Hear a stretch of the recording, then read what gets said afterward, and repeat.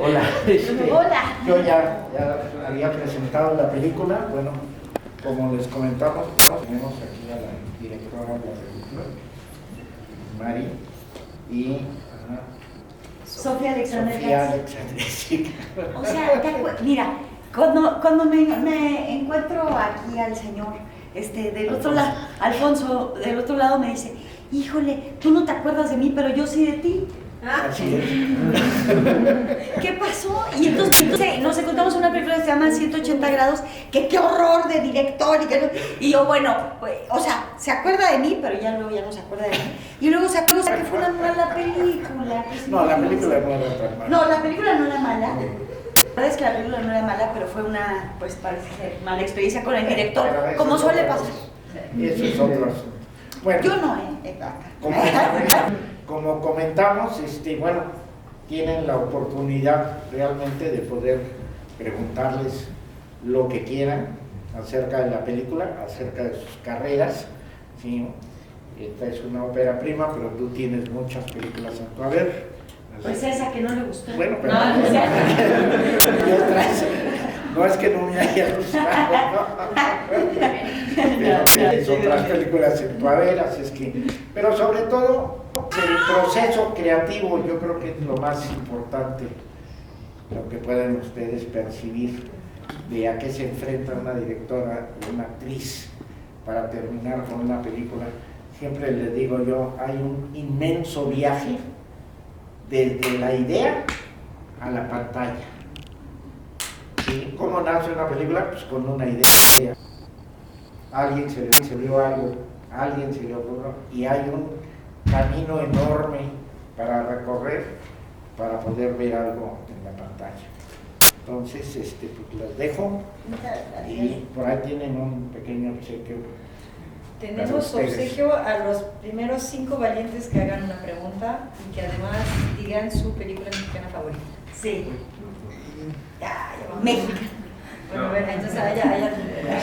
A ver, película mexicana no tengo. O sea, Ninguna. ¿Cuál? Bueno, pues esta. O sea, pero ¿cómo? ¿No tienes ni una sola película mexicana que digas, oye, pues esto es una referencia? No, debo admitir que soy inculto en cuanto al cine mexicano.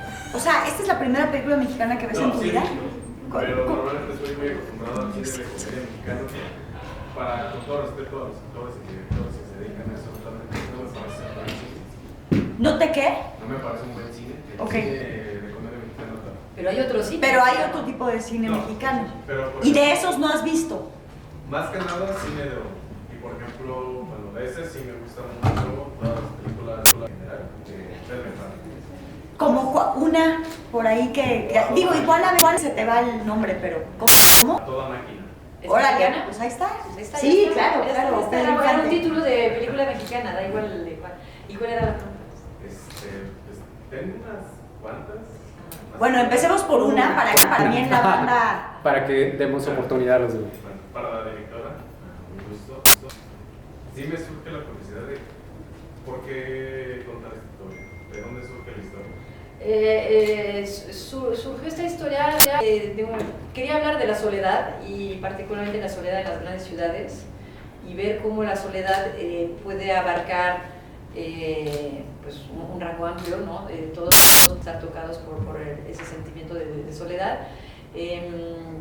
Y también aquí pues tratar, bueno, en esta película se habla de la soledad impuesta, ¿no? Que es la de él, una soledad más escogida, que es la de ella, ¿no? Entonces era como el punto de partida, y luego se fueron desarrollando otros temas. Un tema que me llamó mucho la atención es el de la vejez, ¿no? Aquí en particular pues también se habla no solo de la vejez, sino también del erotismo en la tercera edad, que es algo que es un tema un poco tabú, ¿no? Como que nadie habla mucho de esto. También el tema de la maternidad y en lo particular la maternidad asistida, que también es algo que todavía no es tan no común, no tan hablado, digamos, ¿no? Y también abrir la posibilidad de una mujer independiente que decide ser madre y ser madre soltera, entonces plantear la posibilidad de una maternidad siendo monoparental, ¿no? Y no el esquema tradicional de buscar una pareja y tener hijos con el modelo padre-madre, ¿no? Entonces, bueno, pues fueron esos temas que se fueron ahí desarrollando a lo largo del proceso.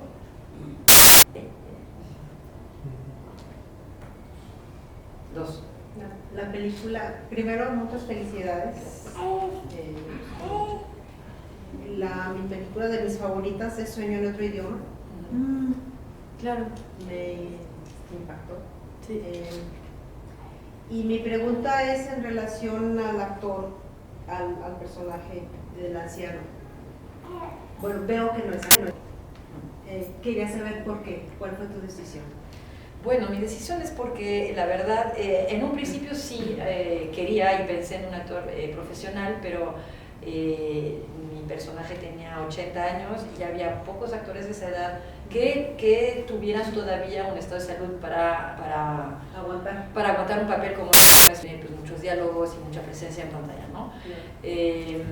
Estuve hablando con dos actores, uno pues falleció en el camino, ¿no? Justamente, y el otro cuando ya teníamos que filmar ya por fechas, porque se atrasó todo, íbamos a filmar en el 2020, pero llegó la pandemia, entonces postergamos el rodaje, pero tuvimos que filmar en el 21 porque ya a finales del 22 teníamos que entregar una película terminada a Eficine. Entonces el otro actor que había visto, que me interesaba, justo estaba comprometido en una telenovela por meses y pues bueno, entonces ya se me estaban reduciendo mucho las opciones de actores naturales, profesionales.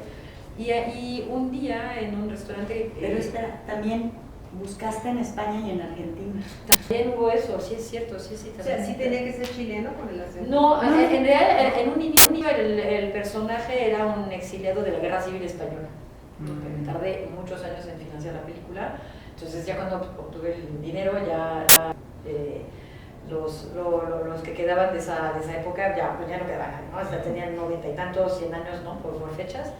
Entonces ahí quité lo del exilio, sí intenté pues buscar, a lo mejor si consigo un actor chileno o argentino puedo tal vez hacer una coproducción con Chile y Argentina, ¿no? También dependía de los convenios que podíamos lograr en el camino. Y sí, tuvimos también un encuentro cercano con un actor argentino, pero pues lo mismo, cuando salió la pandemia me dijo, yo no puedo salir a Argentina, no hay vuelos, o sea que no sé hasta cuándo, aunque postergues, yo no sé si en un año se pueda, no sé, era todo muy incierto. Y como había que filmar, me acordé de Enrique Baruel, que conocí un día en un restaurante.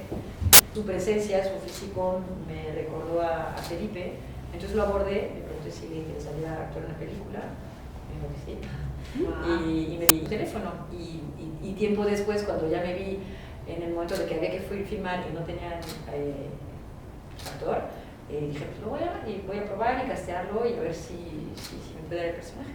Y así fue. Hubo un director, Robert, se me va el nombre, que utilizaba puros personajes. Sí, Robert.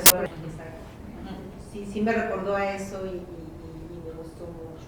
Sí, que de hecho cuando filmaba la película me acordaba mucho de todo Bresson, que no los llama actores, les llama modelos, ¿no? Y justo con Enrique, además la particularidad de Enrique es que normalmente cuando trabajas con un actor natural es porque la persona en la vida es muy cercana al personaje, ¿no? Ya es el personaje y simplemente es como que hazlo como lo haces, dilo, o sea, tu vida normal y yo grabo y no. Pero en este caso Enrique es lo opuesto al personaje Felipe en todo sentido, ¿no? O sea, no es viudo, no es pianista, no es moribundo, no muchas cosas, no es exiliado no es de ideas de izquierda. No es exiliado de nada, ¿no? Entonces, realmente tenía que imaginarse muchas cosas, ¿no? De su propia experiencia no tenía de dónde agarrarse para interpretar este papel. Entonces sí, muchas veces en el rodaje a la hora de filmarlo era muy de molestarlo, ¿no? O sea, era muy de, pues bueno, di esta frase, más así, ok, ya, ¿no?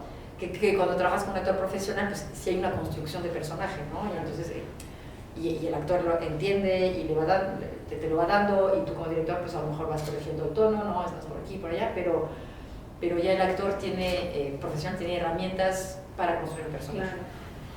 Entonces él no es exiliado chileno. No, llegó a México antes de la dictadura Porque eso Para es huir del un socialismo. y dije, no, es no, pero es un exiliado y está contando su historia. O sea, es exiliado, pero no es político. Así. Ah, ya, ahora sí me está complicando. Bueno, a ver tú. Mi película es Veneno para las Hadas. Y ¿cómo fue trabajar con un actor natural y pues con una actriz ya profesional? ¿Cuál fue como un reto? ¿Cuál es el proceso? Sí, bueno, el reto yo creo que fue más que nada para Sofi, ¿no? Que está acostumbrada a tener pues, compañeros que son profesionales, entonces hay una manera de trabajar, ¿no? Y yo le comenté, le dije, pues mira, Sofi la invité a trabajar la película tiempo antes, y cuando dije que no encontraba actor, que había esta posibilidad, y pues ella dijo, pues eso es decisión, ¿no? Entonces fue un trabajo de mucho diálogo y muchos ensayos. Sofi también me ayudó mucho para darle herramientas a Enrique, para que Enrique se familiarizara un poco con lo que iba a pasar en el rodaje y no perder tiempo durante la filmación en debates y explicar por qué esta escena y por qué esto, ¿no? Se habló todo previamente, se ensayó un poco toda la película, nosotros tres. Y él al principio como que tendía a querer actuar y sobreactuar, entonces hasta que bueno, pues un día tuve una larga conversación con él, y después de esa conversación como que entendió, y ya después de ese día como que se relajó, no trataba de aparentar, de transmitir las emociones, se fue dejando llevar, y pues bueno, logró esta interpretación. ¿Vive todavía? Sí. Gracias. Bueno, mi favorita sería La dictadura perfecta. Y la pregunta sería en calidad de actuación, ¿cuál fue la escena más divertida de grabar y cuál sería la más difícil, la más dura de grabar? Oye, es que me quedé pensando que yo estuve en Dictadura Perfecta. Sí, me acuerdo que hice ahí una aparición de una reportera, me acuerdo. Sí. Oye, y fue toda una experiencia y todo ese rato trabajar con Estrada. Sí, muy interesante como trabajo. Pero no más que nada. ¿Cuál fue el reto más grande? La verdad, me parece que el reto más grande sí fue trabajar es decir, encontrar el tono junto con Enrique Barruel y los motivos de su personaje. O sea, es decir, que el reto, para mí, el más grande, vino previo a la filmación de la película, en los ensayos, porque literalmente ensayamos la totalidad de la película. Eso casi nunca pasa. En el cine, en teatro sí ensayamos unos 2 meses, 3 meses, ¿no? Toda la historia, porque todas las noches filmas haces la obra de teatro de principio a fin, ¿no? Entonces ensayas durante esos 2 meses, pero en el cine, como ustedes bien saben, pues vas filmando de cachito en cachito día a día, ¿no? Entonces, no ensayas normalmente toda la película, sino que con 2, 3 ensayos, que los actores estemos citados con el director, descubramos sobre todo el tono de la película y los objetivos primordiales de cada personaje que se van a entrecruzar para contar la historia.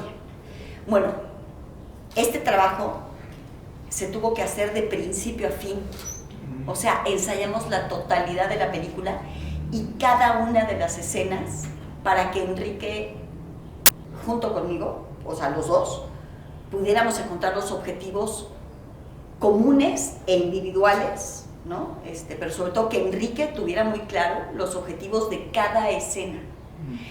porque una vez que empiezas el día de filmación, no tienes tiempo para eso. O sea, no te puedes quemar tu tiempo de filmación en explicarle al actor cuál es el objetivo de esa escena. Ese es un trabajo que el actor tiene que hacer en su casa. Eso es chamba de una. Y es tu responsabilidad, así como aprenderte el papel, pero como si fuera saberte amarrar las agujetas. Es una cosa prácticamente que te tiene que salir como segunda naturaleza el día 1 de la filmación. Esa es tu responsabilidad como actriz. Pero entonces eso lo tuvimos que trabajar. Entonces para mí el reto más grande fue esa parte previa con Enrique. Y yo creo que una de las escenas más divertidas con Enrique, o bueno, de la filmación en realidad, ¿sabes cuándo fue? Pero creo que esa escena ya no sale en la película, cuando se agarra a madrazos con él, ¿no? Hay una escena, híjole, bueno, pero está chido porque es así como una de esas cosas que detrás de cámaras que no salen. Había una escena en donde yo llegaba tarde en la noche, después de pues, unas copas con Esa siesta. un señor. Exacto. ¿No? Que sale, esa escena sí está, que salgo tarde, no sé qué, y entro. Y entonces había una escena que esa ya no quedó, que Enrique, yo me vengo como riendo y forcejeando así un poco pues en la tomadera con este chico. Ajá. Al edificio, y Enrique me escucha y piensa que como que algo está mal, que algo me están haciendo, y se agarra a trancazos con este cuate. Y me acuerdo que le pusieron un arnés a Enrique y todo, y el cuate 82 años y se mega rifó y me aventaba al piso y todo, y pues tuvimos que hacer como que la escena varias veces, ¿no? Y yo la verdad sí soy bien fan como de las escenas superfísicas, ¿no? Entonces esa fue una de las escenas más divertidas para mí de la película, que no salieron, ya te la platiqué, está chido, sí. Y de hecho, en la presentación que hacía Alfonso, ¿no? Del largo viaje que es desde que empieza una idea hasta que hay una película, pues sí, o sea, en la escritura, o sea, la idea germina en una historia que termina siendo el guión. Luego en el rodaje, o sea, porque esa historia con el guión es tú como guionista con tu texto, ¿no? Pero cuando empiezas a compartir ese texto con actores y colaboradores y tal, pues puede empezar a haber nuevas ideas que requieran una reescritura, los actores pueden aportar cosas sobre sus personajes que resuenan y entonces se quedan en la película. Y luego, después de filmar, hay otra gran etapa maravillosa que es el montaje, donde ahí se vuelve a escribir la película. Y bueno, en esa etapa justo se quitó esa escena, parte de esa reescritura. Entonces sí, realmente es un largo viaje desde que empieza hasta que se presenta en pantalla. Gracias. Sí. Le iba a borrar pues, para que me eligiera de Me gusta que hay. Me llamó mucho la atención que el tema principal pues es la Pero, soledad. perdón, es que tú eres la quinta, ¿no? Sí. Entonces, ¿cuál es tu película favorita Sí, mexicana? cierto. De hecho, yo también sueño en otro idioma y también tengo la de Sin Señas Particulares. Uy, qué chingón. ¿Y ya viste la nueva de Jazz? No. Sujo, tienes que ver Sujo. No. Sujo es la nueva de Fernanda Valadez y Astrid Rondero. Tienes que ver Sujo. Pero bueno, o tienen. Ya no alcancé, pero... Les recomiendo ver Sujo. Sí, está buenísima. Pero perdón. Sí. No. Va. Bueno, me llamó mucho la atención de que el principal tema es la soledad. Y algo que me choqueó ver en pantalla por primera vez desde hace un rato es ver la pandemia justamente que estaba ocurriendo. Entiendo que su historia pues fue escrita hace mucho rato y así pues pasó mucho tiempo. Yo quería preguntarle, ¿cómo fue el impacto de la pandemia a la narrativa de su historia al filmarla? O sea, si hubo cambios para bien, para mal o cambios cambió totalmente o simplemente como que se acopló perfectamente con el tema de pandemia y soledad y se quedó increíble las dos cosas, la historia con la realidad que se cruzan. No sé si me explico. Sí. Bueno, la historia se escribió mucho antes de la pandemia. Cuando íbamos a filmar en 2020, íbamos a filmar otro guión. O sea, bueno, era esa misma historia, justo era una historia, pues era este mismo guión. Ajá. Nada más que cuando tuvimos que detener los planes de rodaje por pandemia, empecé a ver lo que estaba generando la pandemia, que pues fue un momento donde se exacerbaron las soledades, ¿no? Empezó a haber muchas historias de solidaridad entre vecinos, burbujas que hacía la gente, ¿no? Cercana. La población de la tercera edad era como población de riesgo, entonces pues implicaba todavía más cosas para el personaje Felipe. También sentía que le daba otra capa de entendimiento al deseo de maternidad de Emilia, ¿no? Siempre más madre soltera, porque era como ¿qué momento es este en donde yo quiero tener un bebé, porque también ya siento que mi cuerpo, estoy llegando al final de mi vida fértil, traer una vida a este mundo incierto, ¿no? La pandemia pues le daba otro sentido a todo. Entonces esos meses que estuve detenida para ver hasta cuándo podíamos filmar, dije pues no tengo nada que hacer, voy a ver. Le escribí a Paula Markovich, con quien escribí la última versión de este guión, y dije, oye, pues se me antoja como que probar adaptar el guión a la pandemia. Me dijo, pues me parece genial, porque creo que va muy bien. Entonces realmente la adaptación de ese guión al contexto pandémico no implicó muchos cambios. Ella tenía, de repente había unas escenas con amigos en un bar, bueno, pues chao, ¿no? Pero fue muy poquito lo que hubo que readaptar, ¿no? Y ya hecho esa versión, pues pensamos que sí le aportaba al guión, ¿no? Le aportaba, le daba así como una apretona a todas las problemáticas, la soledad, ¿no? Y la soledad también, sí, claro, todo, ¿no? Mucha gente me dijo aguas, Sí, pues era un tema delicado. porque ya vas a meter tu película en una temporalidad, ¿no? Igual también, no sé si la gente va a querer ver películas sobre la familia después de la pandemia. Por un lado, por otro lado, dice, va a haber un montón de películas de la pandemia, va a ser una más, ¿no? O sea, como que me dijeron, es un riesgo, o sea, sí es un riesgo que tomé conscientemente, pero dije, bueno, creo que le aporta y al final retrata algo.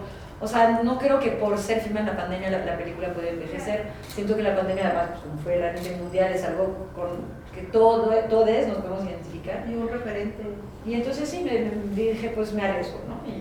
Entonces sí es raro de repente ver gente con cubreboca, ¿no? Los actores, ¿no? Y nos parece súper lejano cuando en realidad no lo fue tanto. Pero bueno, pues como me pareció que el contexto pandémico le aportaba al drama y a las problemáticas de los personajes, decidí tomar el riesgo. ¿Sí? Mi pregunta va en relación con la resolución de problemas. Inevitablemente, mientras hacemos un producto audiovisual, pues surgen esos problemas. Y no sé si usted tenga una estrategia ya estandarizada o planeada de cuando usted tiene un problema, sabe cómo resolverlo. Y aparte de preverlo, que es lo más habitual, por ejemplo, en su caso, que fue la pandemia, que fue algo inesperado, o no conseguir el actor, o algún otro problema, ¿usted tiene alguna estrategia que utiliza habitualmente? Yo creo que mi estrategia es mi propio carácter, ¿no? No hay, o sea, es perseverancia, es templanza también. Pero bueno, pues eso es la personalidad, de saber no dejarse derrotar por cualquier obstáculo en la vida, y sobre todo al hacer una película que implica mucho dinero, mucha gente, el trabajo de mucha gente en conjunto, pues hay que encontrar soluciones, ¿no? Porque tampoco podemos tirar un proyecto así de grande y decir, no me gustó, no sé, si fuera pintora a lo mejor diría, híjole, ya se me acabó esta pintura, o ya no me gustó el cuadro, pues lo desecho y hago otro, ¿no? Y no implica tanto más que yo con mi trabajo, pero en este oficio pues hay que aprender a resolver, hay que tener la capacidad de apertura también ante lo que surge, ¿no? Esta idea del director dictador, ¿no? Que lo quiero así, lo pedí así, si no está así no se firma, pues es como, ya es un poco obsoleta, y porque pues es un trabajo comunitario, se necesita mucha gente para hacer una película y hay que adaptarse. De repente pues sí surgen problemas, pero bueno, o se tira uno al drama y compromete el mismo proyecto y el trabajo de mucha gente, o no, en flow, ¿no? ¿Puedo agregar algo a eso Sí. que tú tenías? O sea, o que tienes. Yo pienso que, y trabajar con otros directores, directoras, pero en la película de Marie eso era clarísimo, o sea, era, sí, prístino. Algo que te salva como plan de emergencia para todo cuando tú estás filmando es la claridad de principio a fin de lo que tú quieres hacer como director en tu película. La claridad que tú tengas de dónde, de principio a fin, y cada escena y cada detalle de cada escena y todo lo que engloba el mundo que construye cada una de esas escenas, lo tengas tú, pero como de 2 más 2, como ecuación matemática. Para que cuando tú tengas esa base de claridad absoluta, puedas entonces, bajo esa base firme, responder a las adversidades normales de cada día.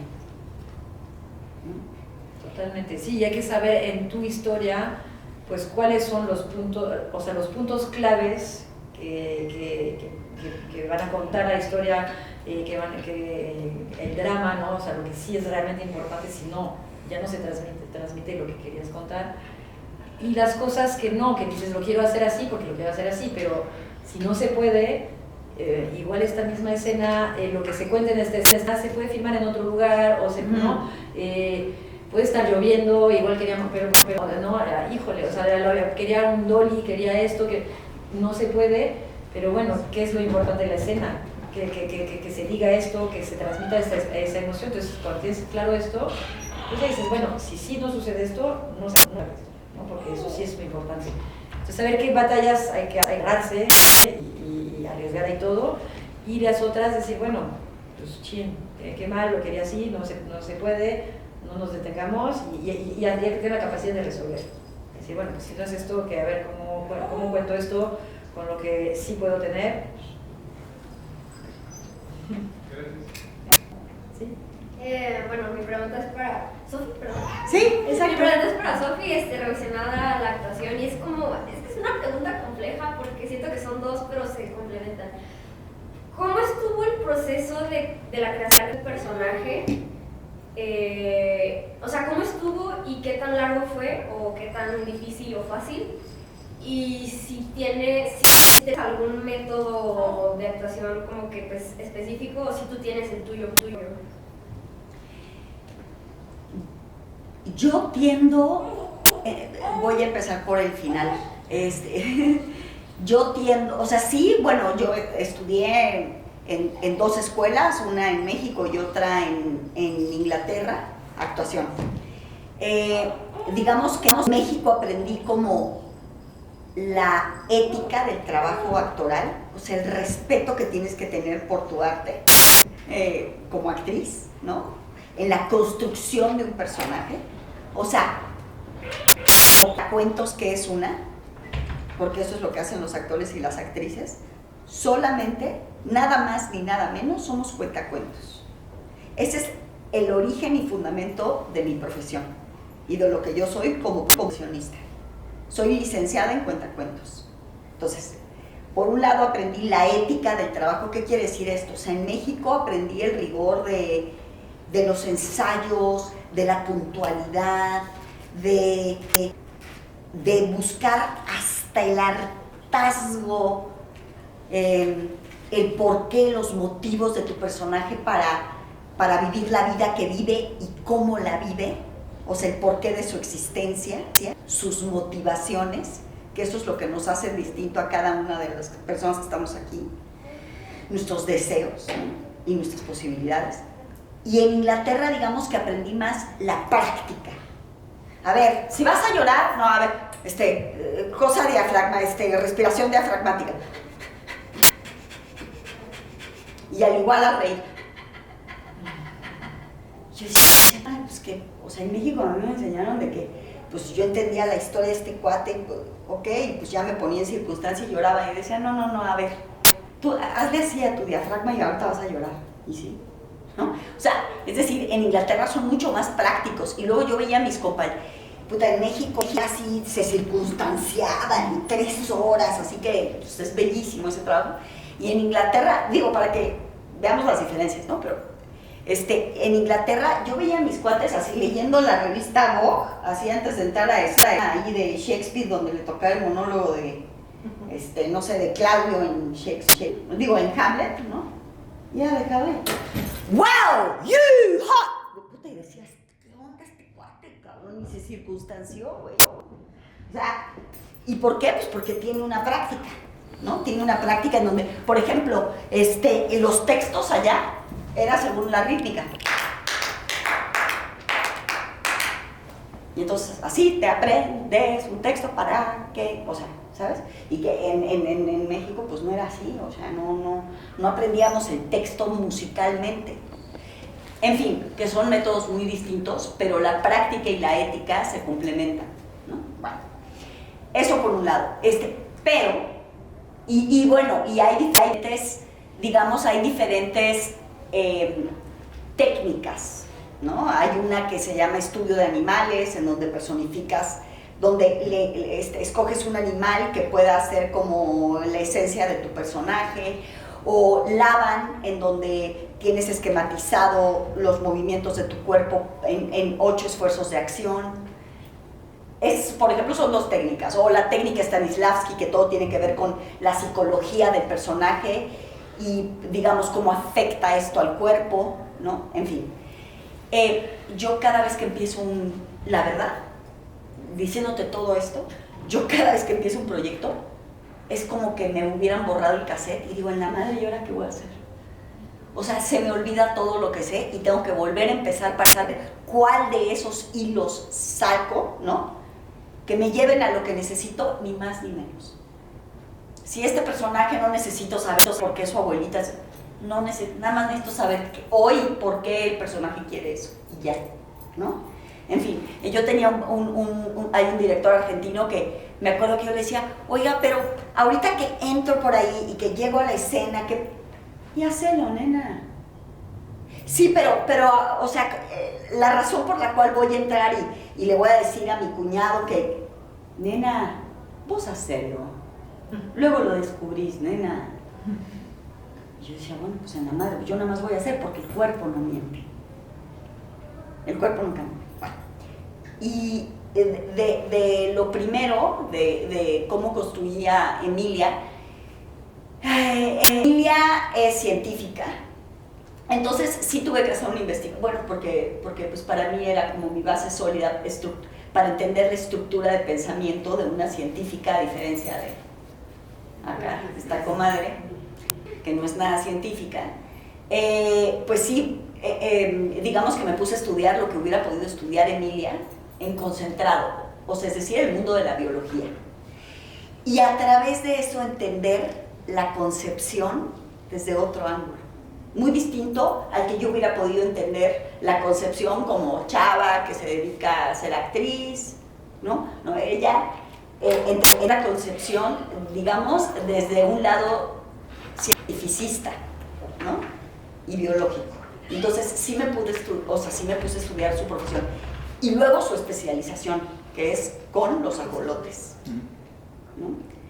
Me puse a concentrarme en eso y una vez que yo me junté con los diferentes departamentos, pude acabar de construir quién es Emilia. Porque, ¿a qué me refiero con los diferentes departamentos? Por ejemplo, la casa de Emilia, el departamento de arte, me dijo, Emilia no tiene regados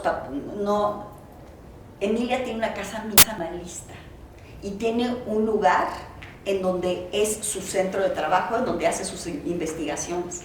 Eso me ayuda a estructurar el tipo de mente que tiene Emilia. De hecho, lo de que Emilia es minimalista también se nota mucho en la escena de la cocina, el hecho de que tiene todas las especias de la más grande a la más chiquita. Claro, como un laboratorio, ¿no? Y, por ejemplo, que también te habla de aspecto físico, entonces el departamento de maquillaje y vestuario también era como muy simple, ¿no? Su vestuario, colores muy neutrales, también estábamos en la pandemia. Pero aún así, yo creo que la diferencia hubiera sido tal vez una bata, o sea, ¿sabes? Entonces, pues. Gracias. Sí, a ti. Bueno, ahorita me surgió la duda que dijeron de los ajolotes, y es como un detalle muy pequeño, pero, o sea, ¿por qué dijeron los ajolotes? ¿Para que Emilia los estudiara? O sea, ¿hay como alguna razón o fue como...? Sí. Me pareció interesante meter a los ajolotes en la película porque hace mucho eco con la propia historia, ¿no? El ajolote en la mitología mexicana representa la eternidad de una forma, ¿no? Que es un animal que tiene la capacidad de autorregenerarse constantemente, lo cual también hacía eco al personaje de Emilia atrapada en un cuerpo que le está poniendo límites a ella ser madre, ¿no? Entonces como que había muchos ecos que resonaban tanto con Felipe como con Emilia, ¿no? Y me parecía importante, bueno, que es una especie en peligro de extinción, y entonces que Emilia su investigación se centrara sobre en la preservación de una especie en peligro de extinción, como que cuidando esa vida, y ella teniendo la problemática de no poder dar la vida en su vida personal, ¿no? Había como varias capas y me pareció interesante darle proyección a este animal que está justo en peligro y no se conoce tanto. En México, bueno, sí, un poco más, pero bueno, hay mucha gente que yo misma nunca había visto una ajolote antes del rodaje, ¿no? O sea, como que no... Entonces me pareció, y que son además fascinantes y cinematográficamente tienen también su onda. Gracias. Sí. Como directora, ¿cuál es su proceso, al menos para esta película, para llegar al resultado final? Con el resultado final no me refiero a la edición, porque no sé qué tan metida estuvo en el tema del montaje, pero sí con respecto al plano, porque hay directores que son de aquí tengo las instrucciones, las voy a todos y ya saben qué tienen que hacer. Hay otros que son más metidos, por ejemplo, en el tema de la actuación, que hace referencia a su pregunta, pero... No te escucho bien, perdón. Que con respecto a este tema de dirección. Sí, al inicio sí, pero ahorita al final me lo perdí. Que también hay directores que se meten mucho en el tema de la actuación, que es algo que acabo de preguntar hace rato, pero que nos preguntó sobre cómo fue el proceso director-actor con respecto a Sophie y con respecto a Ernesto, que es el actor. Entonces, ¿cuál es su proceso? Bueno, yo mi proceso creativo parte de una observación y un conocimiento de mi entorno, ¿no? O sea, las historias que me interesan contar son sobre lo que me rodea y lo que veo, ¿no? O sea, sobre todo la complejidad de las relaciones humanas y bueno, pues cualquier cosa, no forzosamente cercano a mí, pero pues puede ser, no sé, alguien que vea en la calle y por su expresión me estoy imaginando qué le está pasando y entonces, y ahí, ¿no? O sea, pero bueno, es de algo que veo, ¿no? Que me rodea y que me provoca cuestionamientos sobre temáticas que me interesan, ¿no? Eso es en la parte creativa, ¿no? De dónde salen las historias, ¿no? De vivencias, tal vez, o de cosas que les pueden pasar a gente cercana o que vea y que me imagine y de ahí nace. Y luego en la manera de trabajar, pues yo siento, o sea, como el cine es un trabajo en equipo y sin cada elemento de los que trabajan en el rodaje en la película, si faltara uno de esos elementos, tal vez la película no podría existir, ¿no? O sea, sí es importante cada departamento, cada persona que está ahí por algo, tiene un papel que jugar y sin él tal vez se ve la película. Entonces abordo la dirección en el rodaje desde una manera muy colaborativa, ¿no? Donde todos somos importantes, todos tenemos que aportarle algo a la película. Aunque sea mi película y yo tengo la decisión final, sí es algo que hacemos en conjunto. Entonces, el primer paso es rodearse de colaboradores que estimas su trabajo, ¿no? Y que todo el mundo o sea, transmitir tus ideas. La película que quiero contar es esto, ¿no? Ya viste el guión, pero bueno, pues hablar, y a la hora de entrar pues una fotógrafa, una directora de arte, llegan con ideas, ¿no? Entonces escuchar lo que proponen, porque muchas veces hay cosas que a lo mejor tú no habías pensado y le da otro valor y ¿no? le suma a la película. Otras de repente es como de no me gusta esta idea, no va, pero pues es mucho diálogo y entendimiento para que para que se cree una sinergia entre todos y todo el mundo entienda la película que estamos haciendo y no mi película y lo que yo quiero, ¿no? O sea, como y sí, en esta película y pienso estar en todas las películas mías en el proceso de edición, porque es algo que disfruto mucho.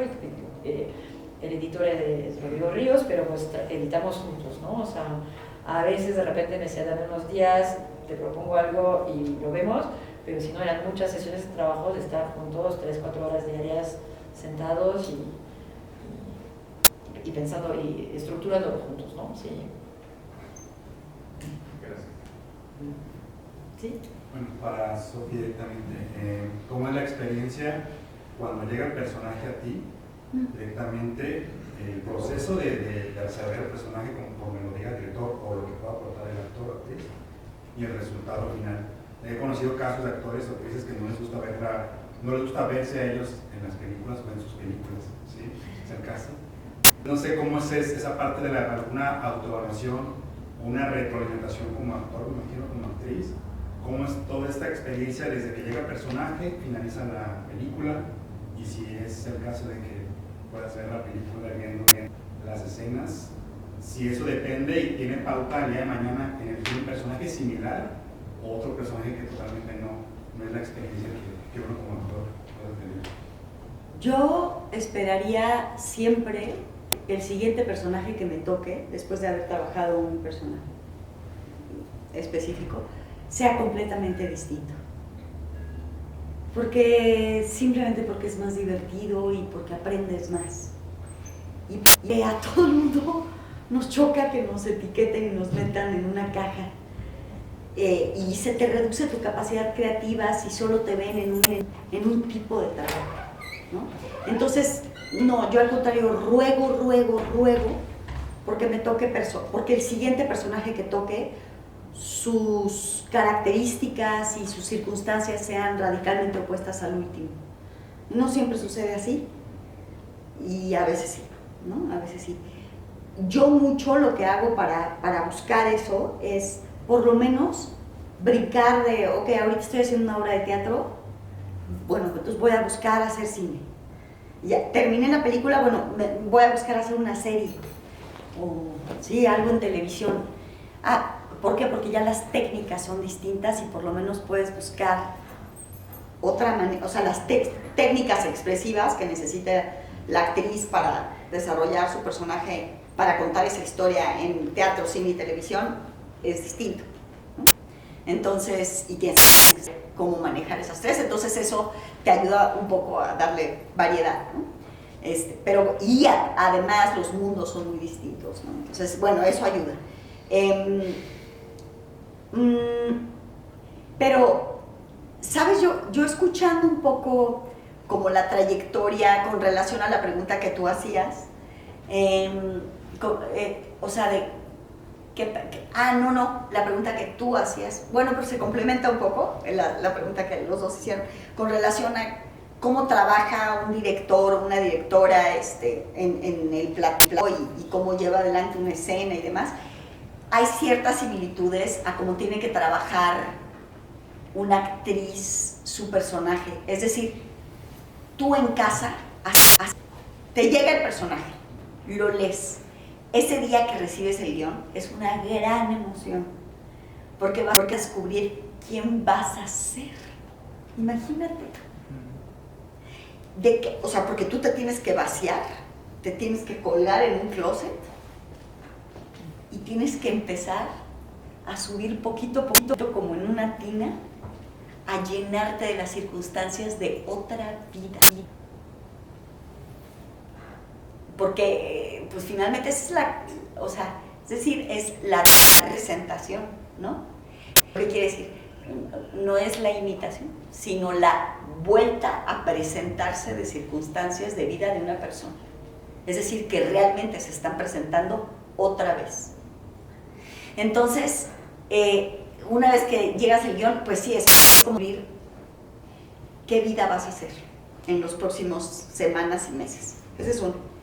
Luego dos, lo que tú te imaginas de todo tu trabajo, primero de mesa con la directora, en este caso, te inyecta el mundo que vas a habitar, que es este mundo, por eso importante la claridad de la directora, y no este.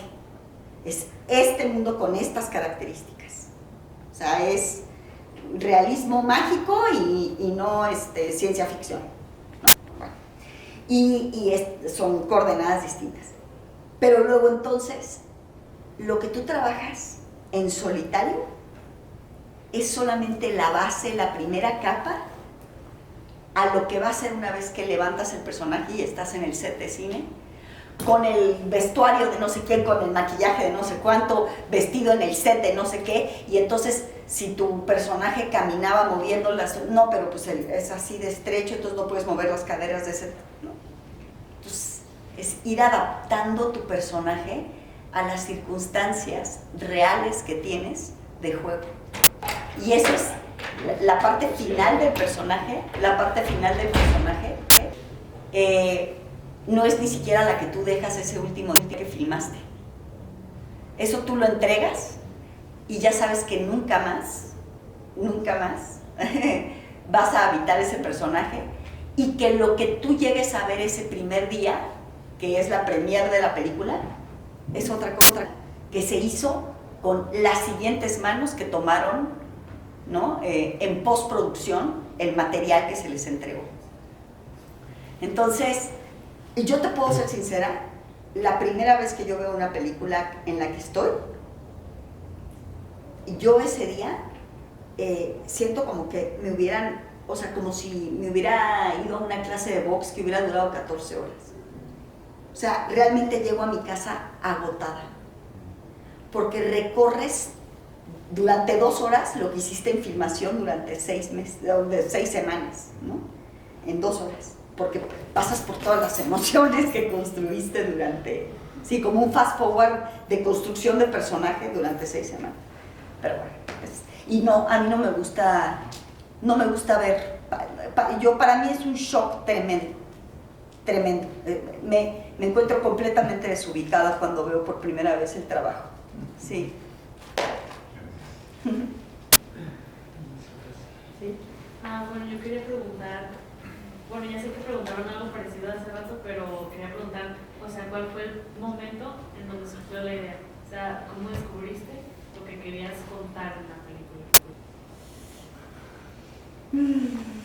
Pues no lo recuerdo con certeza porque fue hace mucho.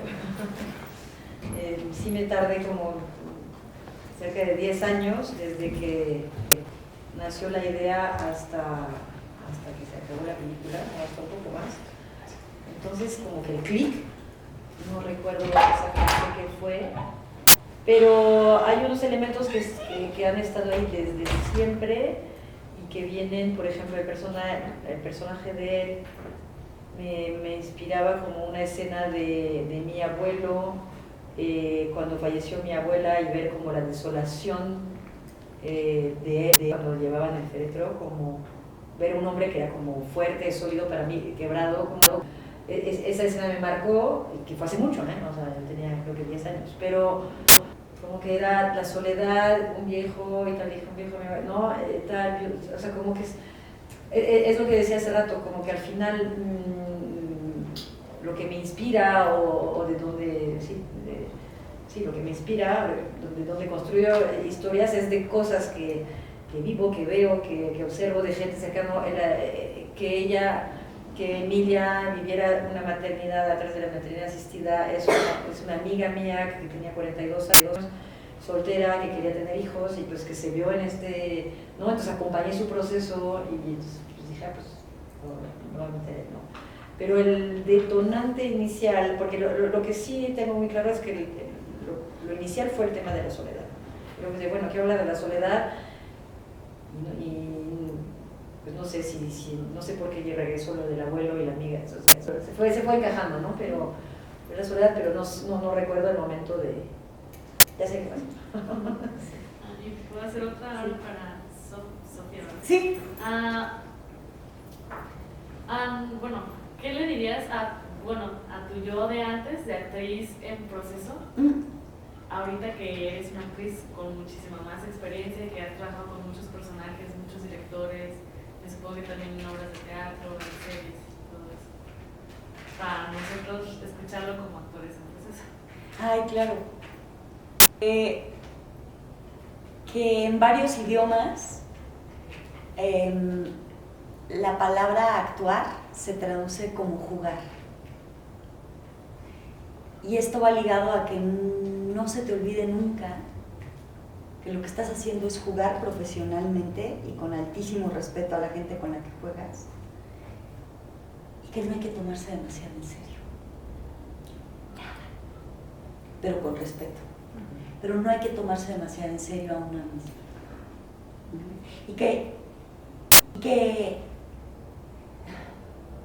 Y que mucho de las carreras artísticas, y no lo digo esto como porque dice el arte, que suena muy petulante, no, las carreras artísticas, como director de cine, etc., son carreras de prueba y error.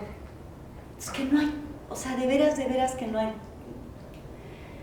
hay que huir del error. Sí, de verdad. Yo sé que esto se escucha mucho, pero que realmente una lo entienda, cuesta, porque a una le da miedo equivocarse y que le vean equivocarse. Porque son carreras altísimamente vulnerables. O sea, donde te sientes bien vulnerable. Tú como director de cine, directora de cine, enfrente de un plató con 80 personas, o sea, ver a Maggie, ¿no? Escuchándote para que tomes decisiones. ¿No? O sea, imagínate la vulnerabilidad, ¿no? O uno como actriz, actor todo el tiempo ahí, pues que la gente va y te ve. Eso es lo que uno hace, te ve. Eso. Oigan, yo quiero añadir una cositita.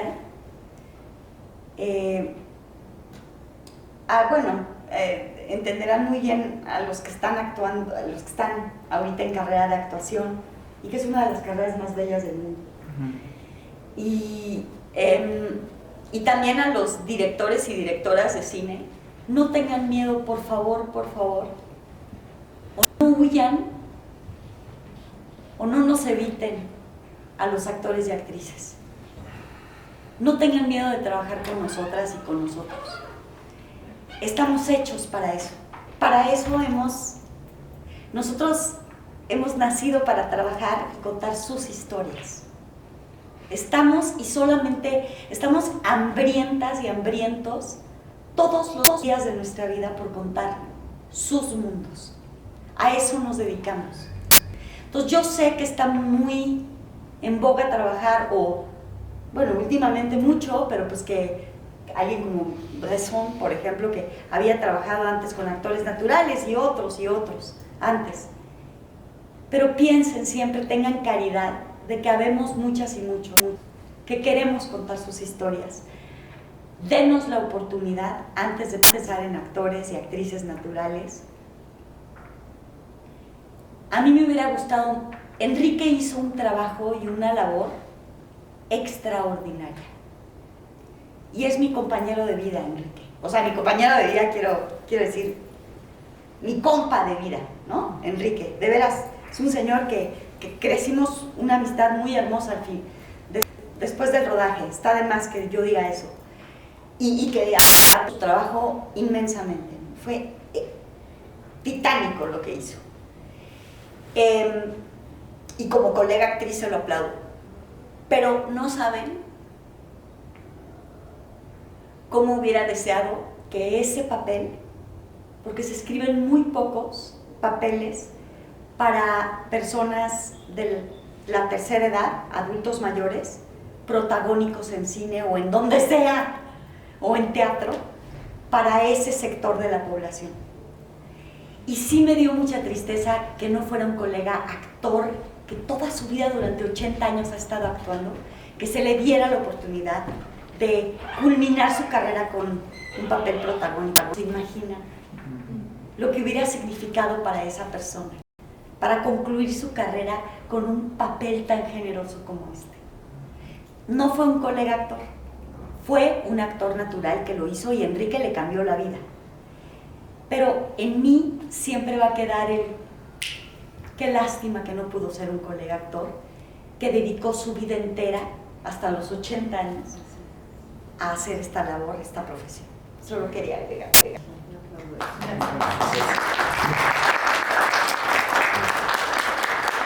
Yo he venido a Guadalajara, aquí hay muchos. ¿De verdad?